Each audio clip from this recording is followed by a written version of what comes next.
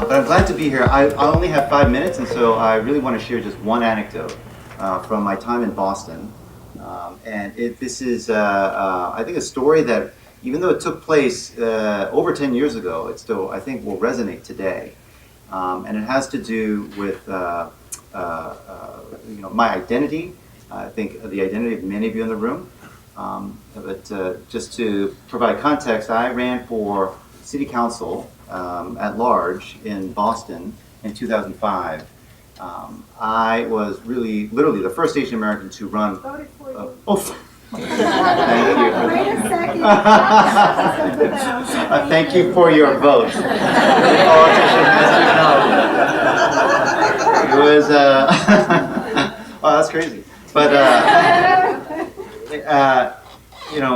to be the first Asian American even to run, I felt like, well, that's an easy way to make history. I don't even have to win. I just have to, all right, I mean, but one thing, if you know about Boston, is that it's a city of traditions. And one thing that's very important to Boston neighborhoods are parades. And so every neighborhood has a parade. The most important one, as you might imagine, happens on St. Patrick's Day. The St. Patrick's Day parade that goes through South Boston. In the movies, and it is true, called Southie.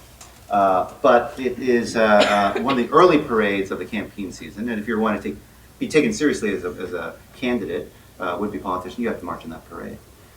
And so I had a very kind of motley crew of parade volunteers. I was a new candidate.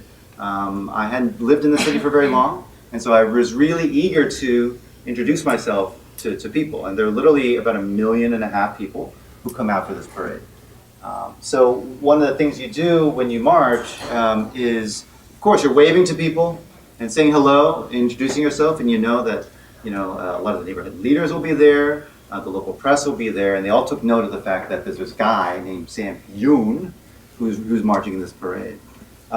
So I didn't just walk the parade. I jogged it.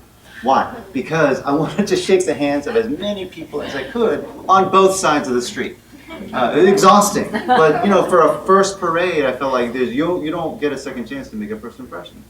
And so I was jogging, huffing and puffing up these hills and greeting lots of people. It was I mean, to be honest, it was a lot of fun. Why? Because even though it's 10 a.m., everybody's drinking. That's just a tradition of St. Patrick's Day. So everybody's in a great mood and just say, "Hey, who are you?" But but I was introducing myself and saying, "I'm Sam Yoon. I'm running for Boston City Council. Would appreciate your support." Everywhere I went, and people really responded to that. And I was feeling really good I felt like I'm breaking through a barrier, right? For someone like me, who looks like me, to be running in a neighborhood that's very proudly Irish Catholic, and whose community really provides so much of Boston's political history and our established politicians in that city. And I came up this hill about 2/3 of the way through, and I spotted a big family, a lot of big families in South Boston.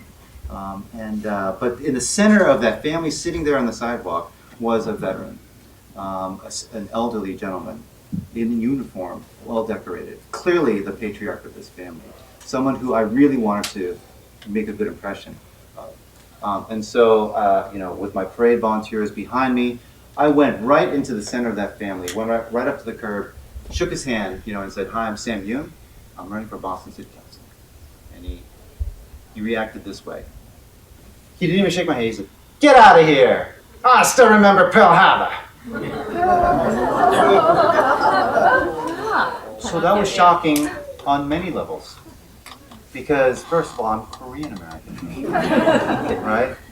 And Koreans didn't have anything to do with Pearl Harbor. But second of all, I'm an American, right? And so what does Pearl Harbor have to do with me? And for him to even harbor that resentment when we know Korea and Japan right now are our strongest allies in East Asia.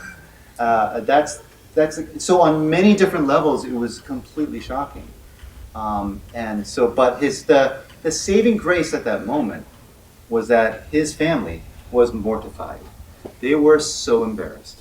And they were like, "Get the bleeping tap off the sidewalk, you old bleeping. And pushed him off the curb to make him disappear, as I was just kind of like, "Whoa, what just happened here?" That was a saving grace in that his family understood what just happened, were embarrassed, and were in a way trying to make it up to me. What the point of telling the story is what?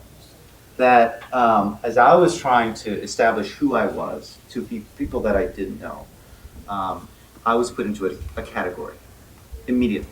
That's something, Asian Americans, that's part of who we are and how we're going to relate to society. And I think if there is a takeaway from this brief story in terms of how you all are thinking about your career and your identity, how you add value to society, to an employer, to an industry, you are going to be put into not just one, but multiple categories, right? By people who don't know you. It's a way of that people make sense of each other by sticking there. And they're one of the overarching categories we know, especially in a society like ours, as diverse as it is race.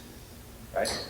The job of organizations like ours and mentors and others is for us to say, now given that I'm in this category, how do I embrace that? How do I define who I am for others rather than having them define who I am in terms of the preconceived notions, the things that they've heard, or the ways that they have misconceptions about who we are as belonging to that certain class.